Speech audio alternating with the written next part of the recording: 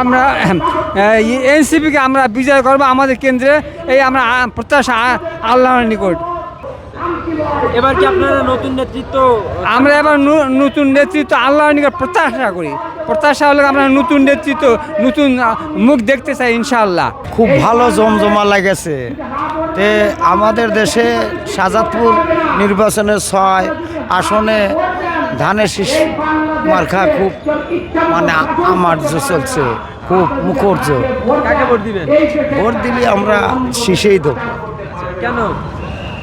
কারণ একটা স্বাধীনতার পক্ষের দল, সেই জন্য।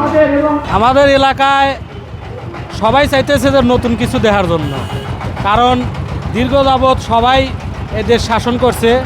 এবার শাহজাদপুরবাসী সবাই নতুন কিছু দেখতে চাইতেছে, যে অন্য আমাদের এখানে দাঁড়াইছে শাপলাগলি, এখন এখানে যত মিটিং হচ্ছে সব ওই যে শাপলাগলিরই দেখতে পাচ্ছেন আপনারা।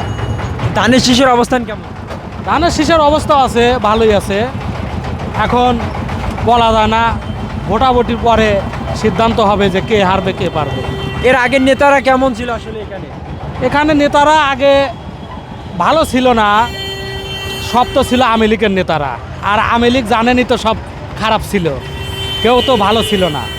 এখন দেখা যাক নতুন প্রজন্মে এখন বিএমপি পারুক আর শাপলাগলি পারুক, যেই পারুক, আমরা দেখতে চাই যে নতুন কিছু বাংলাদেশে।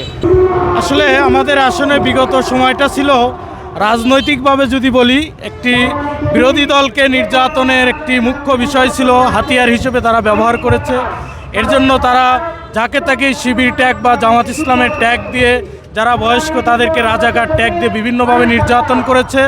আর উন্নয়নের কথা বললে না বললেই নয়, আপনি দেখতে পাবেন আপনার পিছনেই ভাঙা, এখান থেকে শুরু করে আমাদের প্রত্যন্ত এলাকা যে আছে, সেই আপনার নদীর পূর্ব পাড় থেকে শুরু করে প্রতিটা রাস্তাঘাট একেবারে বাজে অবস্থা, এবং কি ভাঙা, এবং ব্রিজ কালভার্ট তেমন কোনো উন্নয়ন আমাদের এখানে হয়নি।